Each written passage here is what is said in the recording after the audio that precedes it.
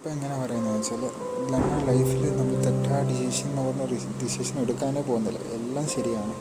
തെറ്റുണ്ടെങ്കിലും wrong ഉണ്ടെങ്കിൽ അത് നമ്മളെന്ത് പഠിക്കണം എന്ത് മാത്രം നോക്കിയാൽ മതി. കാരണം ഇപ്പം ഞാനൊരു മെഡിക്കൽ സ്റ്റുഡൻ്റാണ്. ഞാൻ നല്ലൊരു ഹോസ്പിറ്റലിൽ കയറണമെന്ന് വിചാരിച്ചു. NIBH ഹോസ്പിറ്റലിൽ പഠിച്ചാലേ നഴ്സിംഗ് സ്റ്റുഡൻസിനറിയാം എബ്രോഡ് പോകണമെങ്കിൽ അതിനുണ്ടെങ്കിൽ ഒരു വാല്യൂ ഉണ്ട്, അത്രേ ഉള്ളൂ.